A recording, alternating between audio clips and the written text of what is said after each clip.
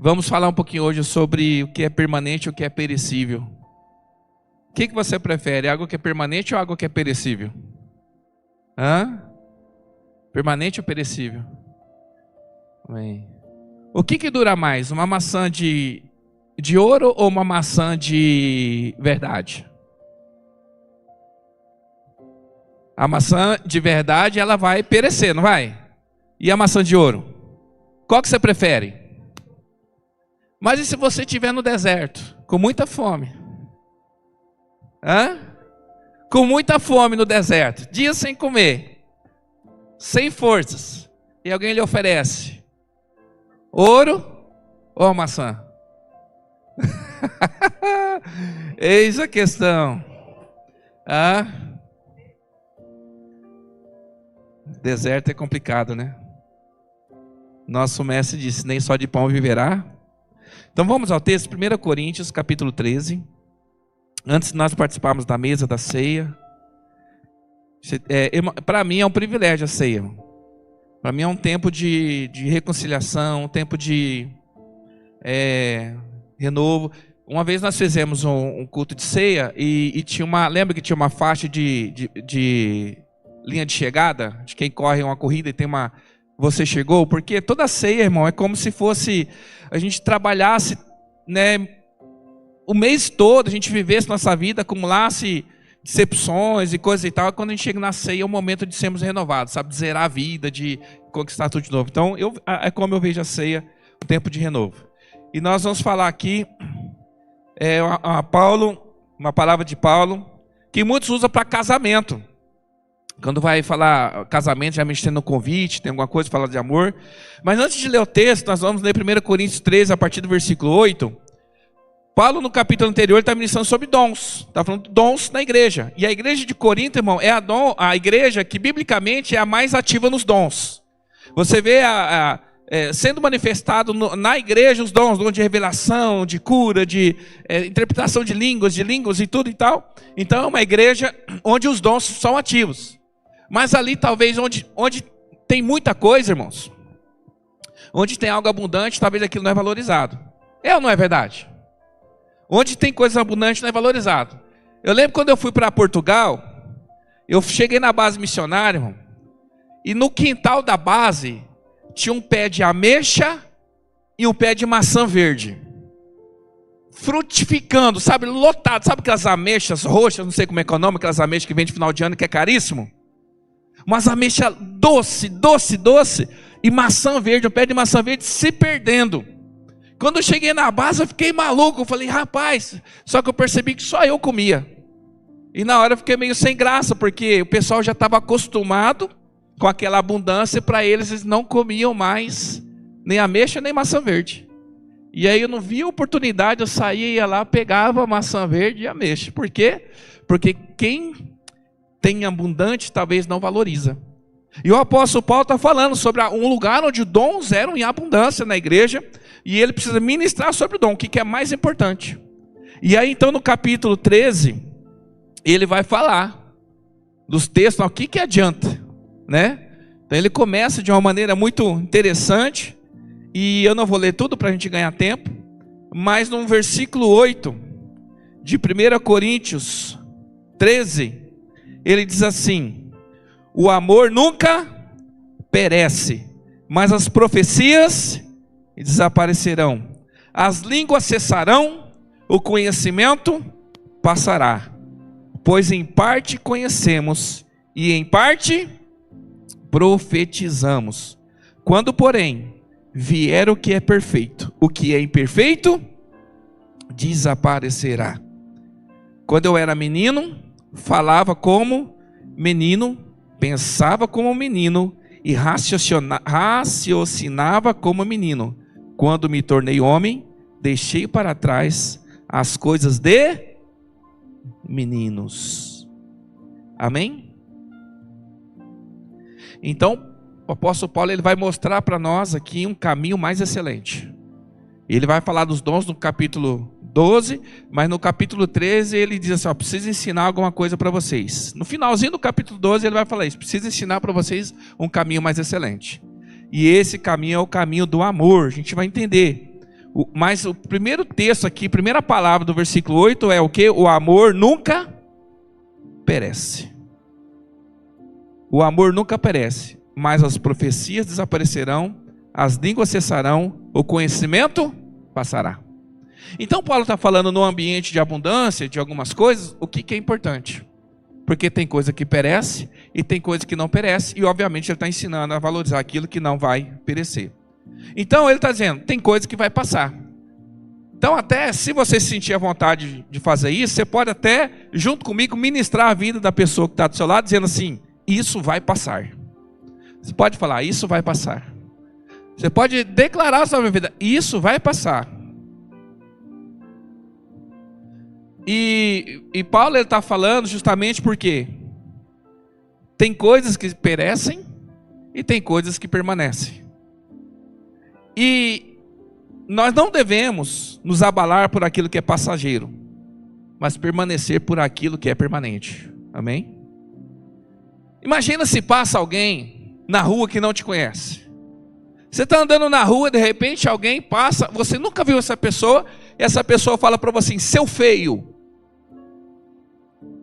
Como é que você fica? Seu feio. De repente, para algumas pessoas que de repente já estão vulneráveis ali, com a autoestima baixa, ela vai ficar abalada. Acabou o dia da pessoa. Porque essa pessoa disse o quê? Que ela é feia. E aí a primeira coisa que ela vai fazer, ela vai procurar uma vitrine, um vidro de um carro para olhar, para ver se tem alguma coisa errada com ela, e ela vai ficar desconfortável o dia inteiro. Porque alguém disse para ela que ela é feia. Aí ela chega em casa, vamos fazer de conta que seja uma mulher. E ela chega em casa, né, chateada, cabisbaixo. E aí o marido fala, o que aconteceu? Ele fala, você não sabe o que aconteceu? Eu passei na rua, alguém que eu não conheço falou para mim que eu era feia. E o marido fala, que isso, meu amor, você é linda.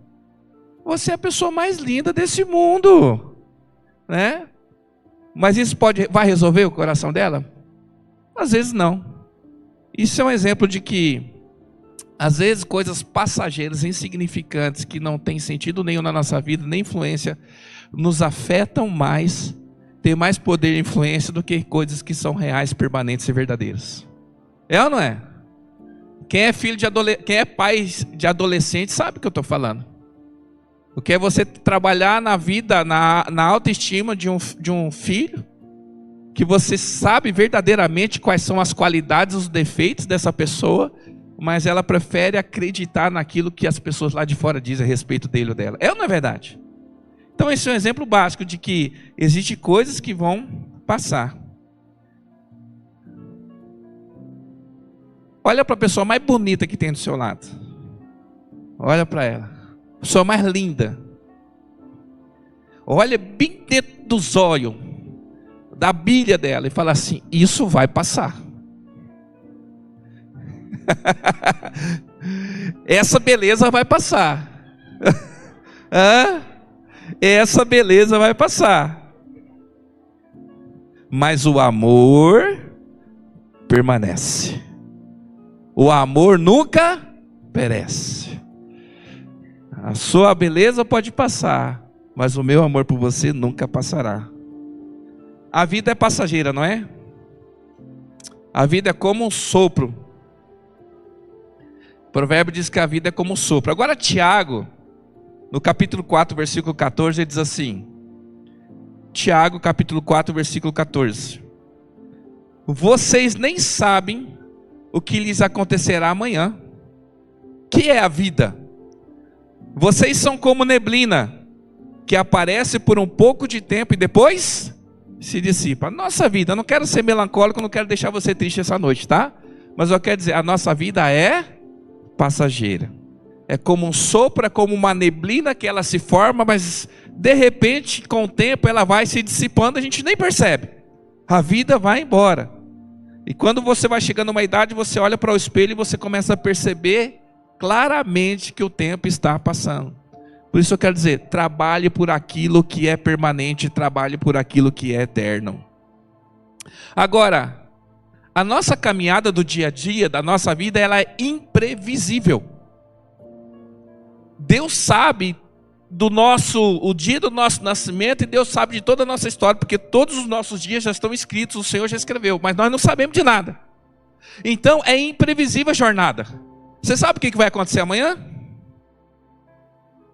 Eu não tenho certeza. E nem posso fazer planos. É o que o Tiago fala, o que vai te acontecer amanhã? Não sei. A palavra fala assim, amanhã eu farei isso, amanhã eu farei aquilo. O que a gente tem que fazer? Se Deus quiser. Mas a gente não vai parar de viver por isso, mas eu quero dizer que a jornada é imprevisível. E olha só, uma coisa que eu achei interessante. Quem conhece o Salmo 23? Quem lembra do Salmo 23? Coloca o Salmo 23 aqui para nós, por gentileza. O Salmo 23, ele fala de um processo. Vamos ler rapidamente, são 6 versículos. O Senhor é o meu, de nada terei falta. Ele me faz repousar em pastagens verdejantes e me conduz a águas tranquilas. Restaura-me o vigor, guia-me pelas veredas da justiça por amor do seu nome. Mesmo que eu ande por um vale de densas trevas, não temerei perigo algum, pois tu estás comigo, a tua vara e o teu cajado me confortam. Preparas um banquete diante de mim, na presença dos meus inimigos. Unge a minha cabeça com óleo e o meu cálice transborda. Certamente a bondade e o amor leal me seguirão. Quando? Todos os dias da minha vida, e habitarei na casa do Senhor para sempre. Aleluia! Quando a gente lê o Salmo 23, parece que isso tudo acontece num dia só, né? Parece que tudo aconteceu num dia só. Ai, que dia intenso dessa ovelha, irmão. Ela é águas tranquilas, passo verdejante, vale de sombra da morte. Que dia, quem já teve dias assim? Às vezes, né? É igual esses dias aí, 2 dias atrás, irmão, você amanheceu um toró danado, de repente abriu o sol, daqui a pouco choveu de novo, daqui a abriu o sol, daqui a pouco choveu de novo, e você fala, misericórdia. Existem dias assim. Mas o salmista ali, eu entendo que ele está ilustrando uma jornada. Como é que você descreveria a sua história de amor? A sua história da sua vida, a sua história do seu casamento, dos seus filhos, do seu chamado, do seu ministério. Você ia trazer aqui vários fatos, vários acontecimentos dentro do mesmo momento. Mas hoje nós estamos falando de coisas perecíveis e de coisas permanentes. E olha que interessante. Essa ovelha do Salmo 23, que é o próprio salmista, o próprio Davi está falando isso, tem dias de pasto verdejante. Quem já teve dias de pasto verdejante? Dia de fartura. Já viveu dia de fartura? Dia 5, dia 20, você já viveu assim? Dia de fartura. De você chegar no lugar e não ter que perguntar o preço. Já aconteceu com você? De você chegar e não ter que racionar nada. Sabe aqueles dias da semana que na marmita vai os bifes, sabe? Que vai 2 misturas na marmita, irmão. É luxo na obra. A hora que você abre a marmita, tem 2 misturas, você até ensoberbece. Não é? Dias de pastos verdejantes. Agora, também tem dias, ovelha tem dias de águas tranquilas. Olha só, dias de paz. Você já teve dias de águas tranquilas? Dias de paz. Você acorda com os passarinhos cantando, não é? Parece que a vida tem trilha sonora. Parece que o negócio está legal. Quando você chega em casa depois daquele dia de trabalho que foi maravilhoso, porque você teve resultado, você teve lucro, você conseguiu realizar tudo. E quando você chega em casa está aquele pôr do sol maravilhoso. Casinha limpa, geladeira cheia, os filhos saudáveis, não é? E aí então a mulher não está naqueles dias, e você tem então momentos de paz, não é verdade? Agora, tem dias de vale. Tem dias que são dias. O que é o vale, querido? O vale é um lugar amplo, onde não tem, onde você não está protegido, onde você está vulnerável. No vale é onde nós estamos mais vulneráveis, onde nós não conseguimos nos proteger, porque não tem árvore para subir, não tem montanha para se esconder. É o vale. Tem dia que você está não tão confiante, que você está com medo, que parece que as coisas não estão indo muito bem. E também tem dias de sombra e de morte. Tem dias de tristeza, tem dias de medo, tem dias de perigo. Tem dias, não tem dias assim? Mas sabe o que é interessante que o salmista fala? Tem dias de vale, tem dias de sombra, tem dias de isso, tem dias daquilo outro. Mas ele conclui dizendo que todos os dias tem mesa preparada pelo Senhor. Todos os dias tem uma mesa preparada. Porque a ovelha, todo dia que ela vai para pastos verdejantes, quando ela chega no aprisco, o pastor está lá. Nos dias de paz, quando ela chega no aprisco, quem está lá? O pastor. No dia do vale, quando ela é colocada no lugar de segurança, quem que está lá? O pastor. No dia de morte, no dia de trevas, quem que está lá? O pastor.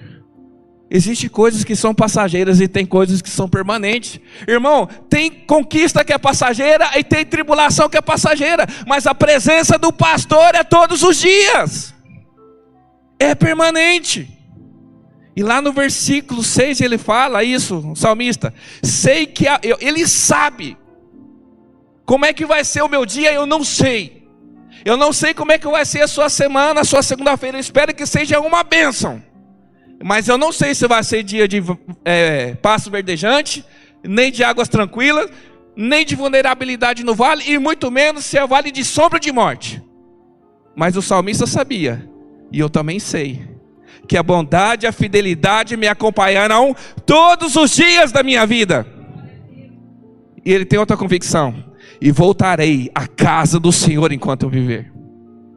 Sabe, irmão, a gente não pode não ter certeza de muita coisa, mas uma coisa eu sei, que a bondade e a fidelidade me acompanharão todos os dias da minha vida. Amém? E isso deve ser o suficiente para que você abandone essa noite todo o medo de viver aquilo que você tem para viver. Não importa quão difícil sejam os seus dias, ou quão alegre e feliz seja o seu dia, a única certeza que nós temos é que o Senhor está conosco. Amém? E no versículo 9, Paulo diz assim, de 1 Coríntios 13, versículo 9: pois em parte conhecemos e em parte profetizamos. O que significa isso? Em parte conhecemos, em parte... Eu vou abusar do crédito pastoral e vou falar de novo para você. Eu sei que você vai falar de boca cheia para a pessoa que está do seu lado. Você pode falar assim: você não sabe tudo. Você não sabe de tudo. Pode falar, marido, para a esposa assim. É o pastor que está falando para você falar. Você fala assim: o pastor que está falando. Você não sabe de tudo. Né? Você não sabe de tudo. Por quê? Em parte conhecemos e em parte profetizamos. Por exemplo, vou dar um exemplo que pode significar isso. Você está empregado, não está? Você tem um emprego, você tem a sua empresa. O que você conhece? Você sabe que amanhã é dia de trabalhar, não é? Isso é uma coisa que você sabe. Que você tem um emprego e que você tem que trabalhar amanhã, você sabe os horários, você sabe. Agora, o que você profetiza em parte? O seu dia vai ser uma bênção, não é? Em parte conhecemos, em parte, porque eu não sei de tudo. É isso que Paulo está dizendo. Pois em parte conhecemos, em parte. Agora, olha só como que isso é sério e pode ser perigoso. Parte eu conheço e parte eu profetizo. Parte eu sei que é real e parte eu gero com as minhas palavras. Porque não é isso que ele está falando. O que é uma profecia? É você declarar algo que vai acontecer. Então você pode gerar, você pode profetizar o seu dia. E a nossa palavra tem poder, sim ou não? O que diz Provérbios 18, 21? Coloca aqui para nós. Provérbios 18, 21. Provérbios 18, 21. A língua tem o poder de vida e morte. Quem a ama, comerá do seu fruto. Aquilo que você mais declara sobre a tua vida é o que você vai colher. A palavra que você mais declara sobre os teus filhos é aquilo que você vai gerar na vida deles. A palavra que você mais declara sobre a tua saúde é o que você vai colher. A palavra que você mais declara sobre o teu futuro é o que você vai colher. Uma parte eu conheço, a outra parte eu profetizo. Eu sei que eu sou de Deus, eu sei que o Senhor tem planos para mim, mas sei lá, eu acho que eu não vou dar muito certo na vida não. eu estou sentindo que isso aqui não é para mim. Sabe, uma hora esse marido vai me trair. Nossa, eu tenho um medo, sei lá, meu filho talvez não abra a tua boca para profetizar aquilo que você não quer que aconteça. Declare bênção, porque na tua língua tem o poder da vida e tem o poder da morte. Amém? Paulo está dizendo isso. Parte conhecemos, parte nós profetizamos. Então, baseado nessa palavra, eu posso dizer: aquilo que você tem para o dia de amanhã, para o futuro, você conhece em parte. Por exemplo, você tem uma fatura, talvez no final desse mês que está entrando, que para ti é preocupante, porque pelas tuas contas, não vai ser possível. Isso você sabe. Mas o que você vai profetizar? Você está entendendo o que eu estou falando? Então, às vezes o cenário não é tão favorável nesse momento, é o que nós conhecemos, mas o que nós profetizamos. Então eu volto a dizer, você não sabe de tudo. Sabe por quê? Porque os nossos medos estão baseados em parte. Por exemplo, toda uma nação, ou melhor, todo o exército de uma nação temia um gigante, porque o gigante era grande, era perigoso e afrontava o povo. Isso é o que eles conheciam. O gigante era perigoso. Mas teve um baixinho folgado que ele profetizou algo: eu vou matar esse gigante, porque você vem contra mim, contra espada e lança, mas eu vou contra você em nome do Senhor. O que para muitos foi raiz de medo, para Davi foi a sua promoção. Em parte conhecemos, em parte profetizamos. A sua dor pode estar baseada em parte, mas não na realidade que vai ser gerada. Você está entendendo? Porque o Senhor fala, tem doença que não é para a morte. Não é? Tem doença que não é para a morte, mas é para que o nome de Deus seja glorificado. Então, em parte conhecemos, em parte profetizamos. A rejeição que José sofreu dos seus irmãos foi o motivo pelo qual ele se tornou um governador no Egito. Em parte conhecemos, em parte profetizamos. Ele conhecia a rejeição. O que ele não sabia é que Deus tinha para ele um lugar de governo. Amém? A minha e a sua confiança pode estar baseada em partes. Hoje eu estou tranquilo, eu tenho casa própria, carro quitado, emprego assim, glória a Deus, e que permaneça. Eu declaro e profetizo que você prospere mais ainda, amém?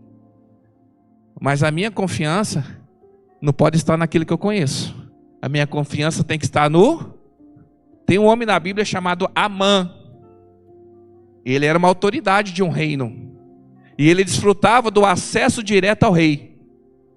Num dia ele é autoridade, no outro dia ele está sendo colocado numa forca. Em parte conhecemos, em parte profetizamos.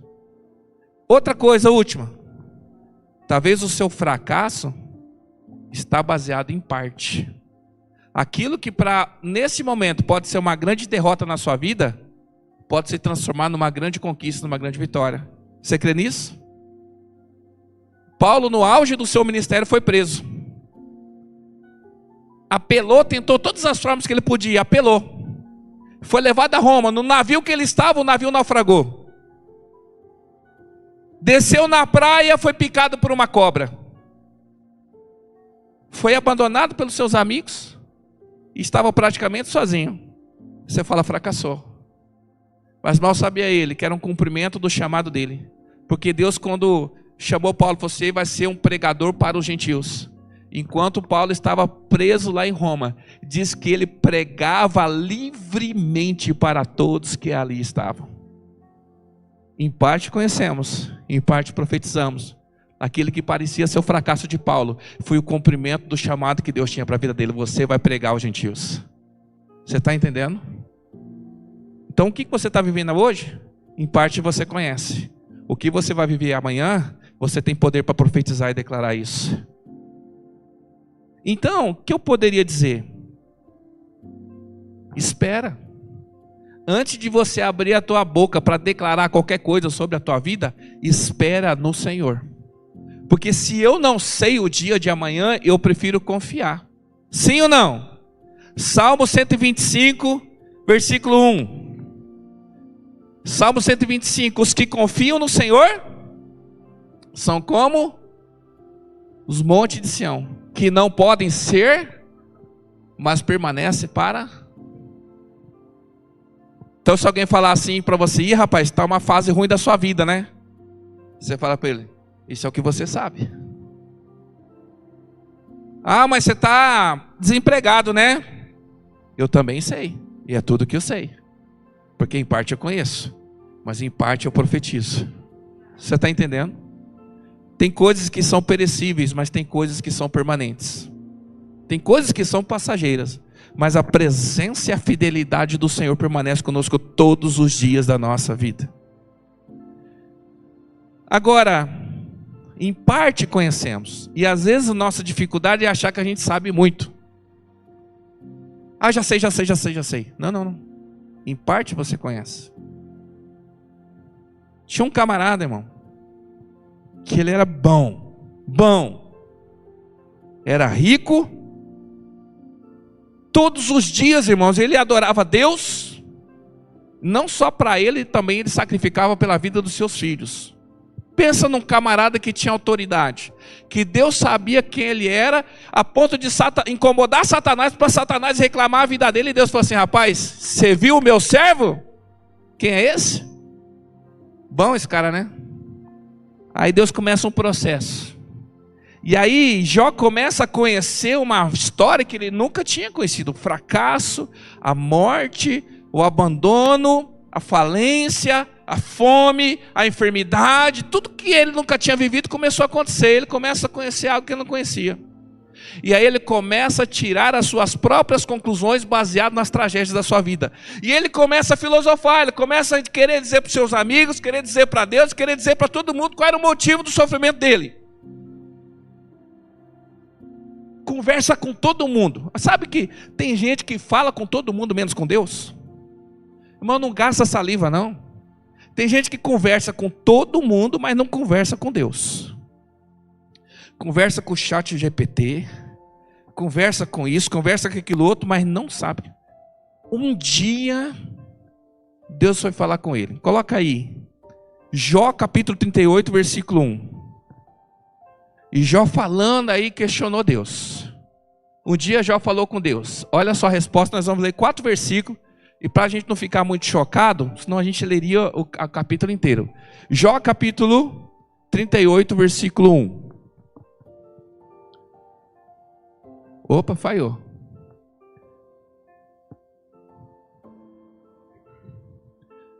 Será que nós conhecemos alguma coisa? Diante de Deus, querido, nós não conhecemos nada. Eu não sei o dia de amanhã. Não sei mesmo. Você não sabe se amanhã você vai trupicar numa pepita de ouro? Poxa. Hã? Você não sabe se você vai cavar um buraco para plantar uma samambaia? Não, qualquer planta no seu quintal vai achar petróleo? Vamos lá. Então o Senhor respondeu a Jó, da onde? Do meio da tempestade. Ó a resenha, gente. Olha só. Olha como é que Deus fala. Quem é este que obscurece o meu conselho com palavras sem? Segura aí. Deus, ele tem um conselho para nós. Ele tem uma palavra viva aí. É como se Deus tivesse... Quem é que está dizendo, contradizendo a minha palavra sem ter o conhecimento? Conhecimento de quê? Coloca aí o versículo 3. Prepare-se como homem. Eu farei perguntas e você me responde. Olha, pensou Deus falar assim? Agora quieto que eu vou te perguntar umas coisinhas. Prova oral com o Senhor Deus Altíssimo. Eu só vou ler a primeira pergunta para a gente não ficar constrangido. Onde você estava quando lancei os alicerces da terra? Responda-me, já que você sabe tanto. E Deus está perguntando, está falando isso para você agora. Onde é que você estava quando Deus criou essa terra, se você sabe tanto o que vai acontecer na sua vida? Se você está profetizando tanta desgraça, tanta enfermidade, tanta maldade, sendo que é Ele o Deus que cura, Ele é o Deus que sara, Ele é o Deus que restaura, que ressuscita mortos, Ele que levanta o caído e abate o que está aí em cima. Quem é você para julgar o momento que você está vivendo na sua vida, seja ele bom, seja ele ruim? Seja ele ruim que você não vale nada, seja ele bom você achando que vale alguma coisa. Onde estava você quando Deus criou a terra? Onde estava você quando Ele te criou? Onde estava você quando você não tinha força nem para respirar e Ele soprou em você o fôlego de vida? Onde estava você quando tentaram te matar e você sem perceber, mas o Senhor estava para te livrar? Onde estava você? Você que acha que sabe tanto. Em parte conhecemos, em parte profetizamos. Nós temos um poder de declarar a bênção do Senhor, que Ele declare bênção. Comece a declarar, não é pensamento positivo não precisa fazer figa não. Profetize com a boca de profeta que você tem. E vou dizer mais. Saia do nível de profeta e entre no nível de filho. O que pedires eu te darei. Se um filho pedir ao seu pai um pão, ele vai lhe dar uma pedra, ele vai lhe dar uma cobra? Não! Ele tem muito mais para dar, melhor ainda do que aquilo que a gente pode pedir para ele.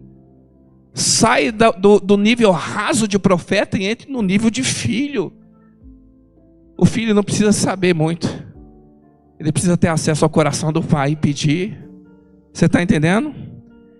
Então responda você que sabe tanto. Em parte conhecemos, em parte profetizamos. Existem coisas ruins que servem para que grandes propósitos se cumpram na nossa vida. Você crê nisso? Porque Ele é o controle de tudo. Ele tem o controle de todas as coisas. Vamos lá, versículo 11.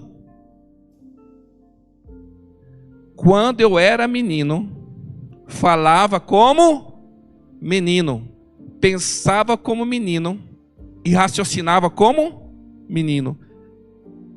Quando me tornei homem, deixei para trás as coisas de menino. Eu posso dizer para você, tem coisas que já ficaram para trás. Tinha uma trend uns dias desses, perdendo os traços de adolescente, perdendo os traços de criança. A minha pergunta é, espiritualmente, será que você pode participar da trend perdendo os traços de maturo? Perdendo os traços de maturidade, se tornando maduro? E Paulo está falando de, antes eu era como menino.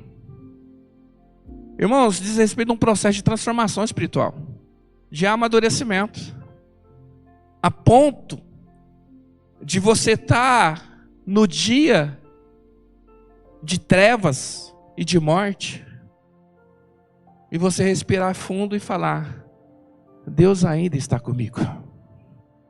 E você chegar no dia mais feliz de conquista e você falar assim, Deus ainda está comigo. E tem essa maturidade de saber que nada que é passageiro pode afetar aquilo que é eterno que Deus colocou na sua vida.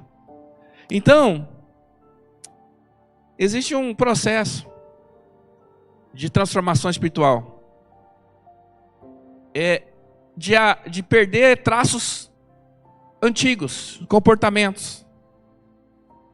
É igual geralmente na adolescência algumas pessoas colocam um aparelho nos dentes, não é isso? Então o aparelho existe. Eu usei aparelho depois de velho também, né?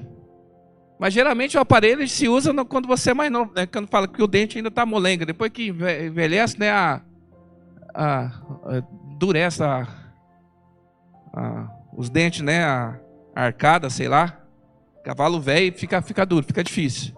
Então quando você é jovem, se usa lá o aparelho dos dentes, mas quando você tira é tão prazeroso, né? Irmão, sabe qual é a coisa mais legal de tirar o aparelho? O que é a coisa mais legal de fazer depois que tira o aparelho? Primeiro, passar a língua nos dentes. Segundo, comer manga. Não é? Nossa, é bom demais comer manga sem aparelho, né? Sem aqueles fiapos, sem ficar aquele negócio amarelo, sem aquelas coisas. Então, o aparelho ele serve para corrigir algo que está torto, que foi naturalmente gerado dessa forma. E o aparelho ele vai sendo forçado, vai sendo apertado para colocar no lugar que ele está fora do lugar para esteticamente ficar mais bonito. Espiritualmente, às vezes, nós nascemos de novo. Mas a nossa natureza, irmão, ainda ela nos leva a fazer coisas que não agradam ao Senhor. E Deus tem que colocar um freio na nossa boca. Ele tem que colocar um aparelho espiritual para corrigir aquilo que está torto na nossa vida, que naturalmente não vai se corrigir. E ele vai forçar e apertar, se incomoda, isso dá trabalho, esteticamente não é muito agradável, mas algo que naturalmente não se resolveria, algum aparelho ali, ele vai sendo forçado até que a gente tenha uma estética agradável ao Senhor, até que a gente alcance a medida e estatura de alguém que é perfeito. Porque antes você não controlava a tua boca. Então se você não consegue controlar a tua boca, você ainda é imaturo, como crente. Se você não consegue controlar a sua boca, ainda está falando palavrão, ainda está falando mal da vida dos outros, ainda está criticando, ainda está profetizando coisas negativas, porque precisa de um aparelho do Senhor. Olha que o aparelho de Jesus é diferente do seu dentista.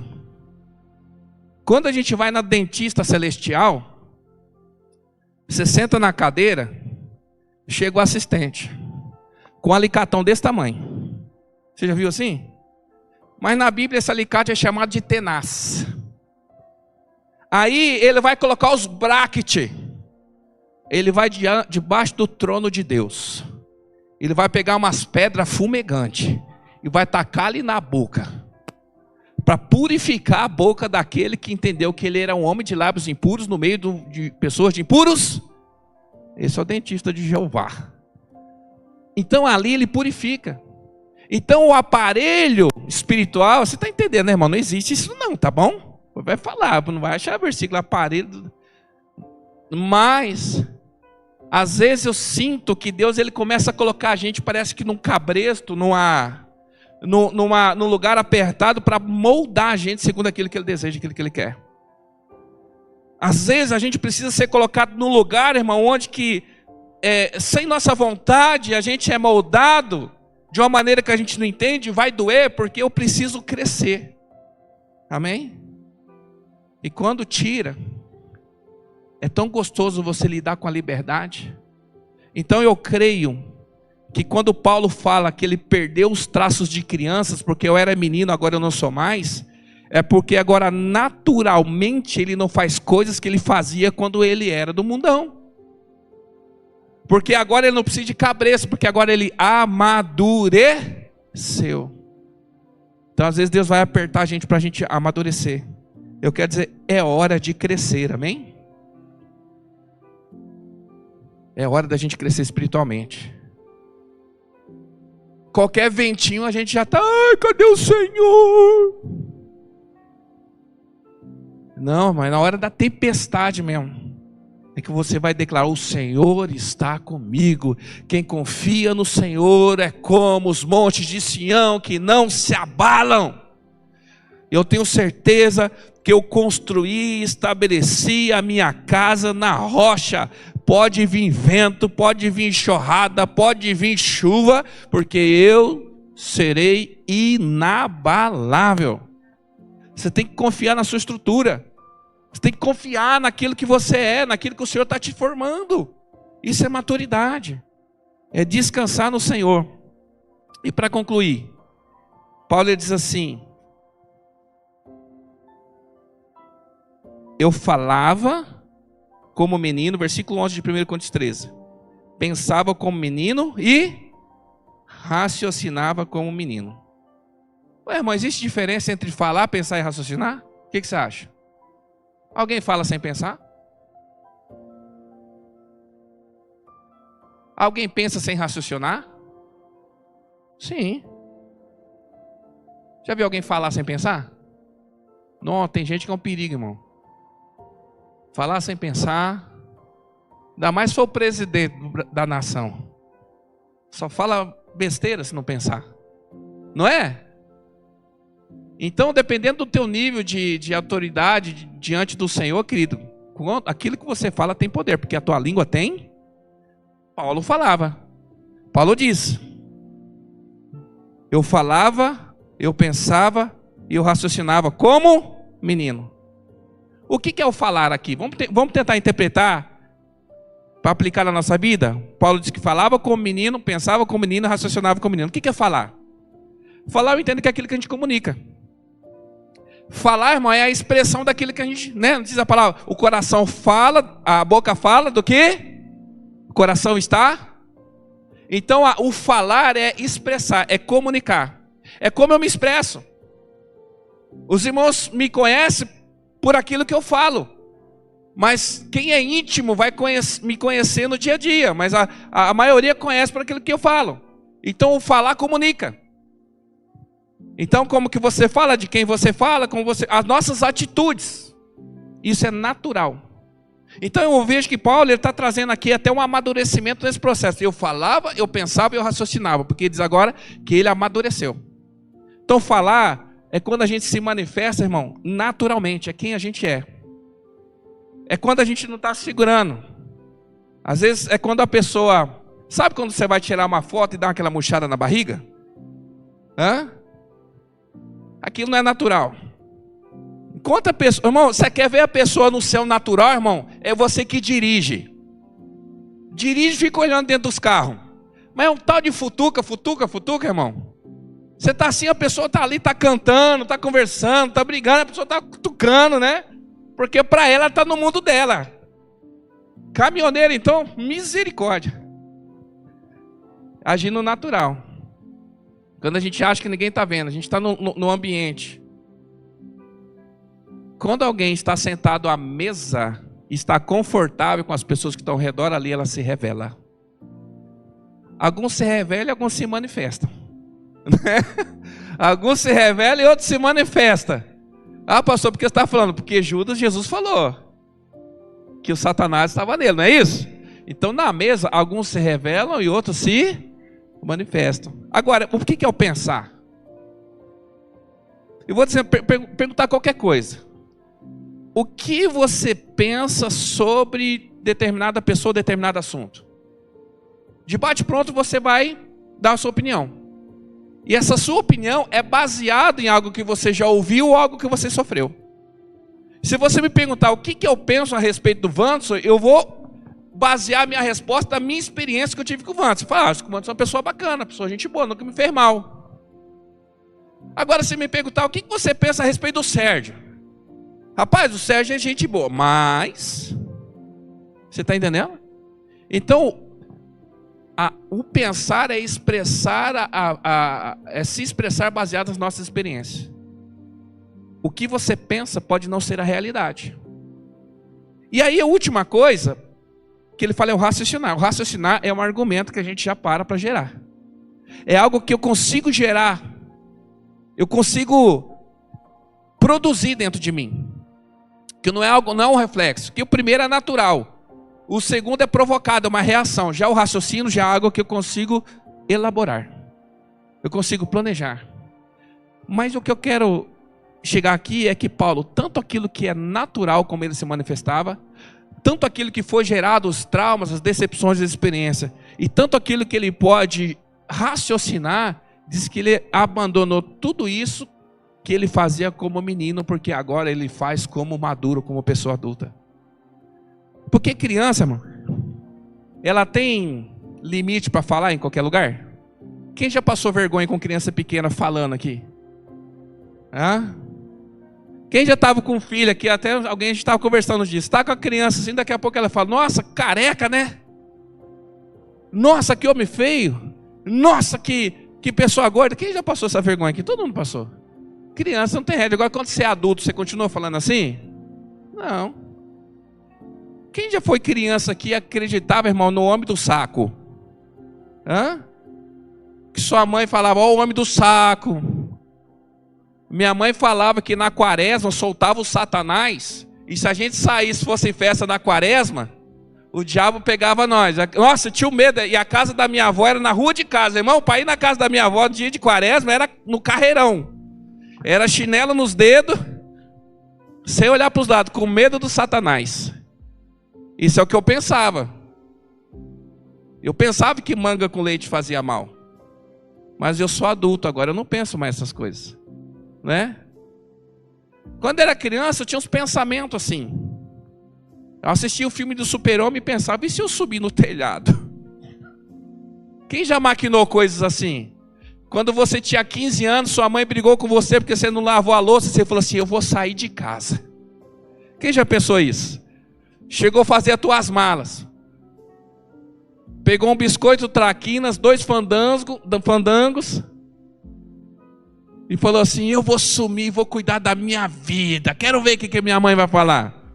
E você planejou, hoje está mais sério, né? Que essas coisas aí hoje nem se brinca, né? Mas quando a gente vira adulto, a gente faz essas coisas? Não. Às vezes dá uma vontade de falar, mas a gente se controla. Às vezes a gente quer pensar que as coisas não são de um jeito, mas a gente é moldado pela palavra de Deus e leva a ser pensado de outra forma. Às vezes a gente pensa de desistir, mas o Senhor vem e fala assim, não, filho, eu estou no controle de todas as coisas. Às vezes, irmão, a gente raciocina, a gente maquina o mal. Às vezes a gente pensa, a gente planeja, um monte de coisa. Às vezes a gente fala assim, não, eu vou chegar assim e vou falar desse jeito. Vou chegar lá e vou falar assim, eu vou entregar meu ministério, eu vou terminar meu casamento, eu vou pagar as contas, eu vou vender tudo. E aí veio o Senhor e fala assim, não. Quem decide o seu futuro sou eu. Porque Paulo amadureceu. Amém ou não amém? Então, cuidado com o que é passageiro e com o que é permanente, porque emoções passageiras podem causar estragos permanentes. Sabia disso? Diz que as decisões mais importantes da vida de alguém, as decisões que têm consequências mais graves, elas são tomadas numa fração de 3 segundos. Uma palavra que pode destruir o seu casamento é se você não controlar a tua língua e você não dá tempo você em 3 minutos. Por isso que diz que tem que contar até 10. Então, a gente pode comprometer, trocar o que é permanente por algo passageiro. Exemplo, Esaú. Esaú, por conta de uma fome, abriu mão de algo que era permanente, que era a bênção sobre a vida dele, mas de geração em geração, por conta de um prato de lentilha. Então, uma fome, querido, tirou que é algo passageiro, tirou dele algo permanente. Então, conclui dizendo, pare de sacrificar o que é permanente para satisfazer o que é passageiro na sua vida. Pare de sacrificar o que é permanente para satisfazer o que é passageiro. E último, não troque sua intimidade com Deus por sua popularidade com pessoas. Você entende o que estou falando? Não troque aquilo que você conquistou em intimidade com Deus para ser aceito e reconhecido pelos outros. Não troque a tua paz e a tua intimidade com Deus para viver aquilo que as pessoas querem que você viva. Permaneça fiel, permaneça naquilo que é permanente, na presença do Senhor. Amém? E nós pulamos o versículo de 1 Coríntios 13. Versículo 10. E aqui está o segredo de tudo. Por que eu não devo trocar? Por que eu não devo satisfazer os desejos do meu coração? Por que eu não posso fazer aquilo que está na minha mente? Por que eu tenho que ser, velado, eu tenho que ser controlado? Por que eu tenho que usar esse aparelho espiritual? Por que eu tenho que crescer? Por que eu tenho que suportar todas essas coisas? Por que eu tenho que viver sem saber como é que vai ser o meu dia de amanhã? Eu não posso ter o controle do meu futuro. Porque tem um evento que vai acontecer. 1 Coríntios 13:10. Quando, porém, vier o que é perfeito, o que é imperfeito desaparecerá. Quando o perfeito se manifestar, o que é imperfeito vai desaparecer. Antes de... Quem que é perfeito, gente? Quem que é o perfeito? Jesus, ele é perfeito. Ele virá, ele vai se manifestar. Mas antes de falar dele, nós vamos concluir com ele. Talvez o passageiro, vamos falar de algumas esferas, seja um relacionamento. E às vezes, irmão, nós trocamos a nossa paz, nós perdemos nossa intimidade com Deus por algo passageiro e sofremos com isso. Mas quando o relacionamento que Deus tem preparado verdadeiro para você vier, aquilo que era passageiro será esquecido, amém? Você está entendendo? Talvez a gente está gastando energia, força, tempo com coisas passageiras, e o Senhor está falando para você hoje, esquece isso daí. Esquece de satisfazer a sua carne, porque quando o perfeito de Deus vier para a tua vida, você não vai se lembrar mais de nada daquilo que ficou para trás. Ou em outras palavras, deixa de ser rancoroso, deixa de ser uma pessoa amarga, deixa de ser uma pessoa sem esperança. O que nós queremos dizer que não é se, Paulo não vai falar se, querido, presta atenção. Não é se o perfeito se manifestar, é quando, sabe o que significa? Que vai acontecer. Não é se, é quando. É uma certeza que nós temos que o perfeito de Deus vai se manifestar. Seja o perfeito naquilo que você está buscando, mas principalmente Ele, Jesus Cristo, é aquele que é o perfeito, e Ele vai se manifestar. E quando Ele se manifestar, todas as outras coisas, irmão, não vão valer nada. Tudo vai se desfazer. Por isso que não vale a pena a gente trocar aquilo que é eterno, aquilo que é permanente, por coisas tão pequenas nessa terra. Quem concorda comigo nisso? Então eu quero te convidar para você se colocar de pé. E nós vamos fazer uma reflexão no nosso coração. Você pode fazer isso.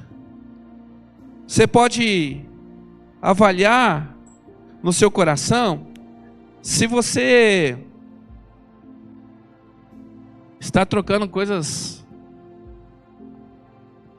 permanentes por coisas passageiras.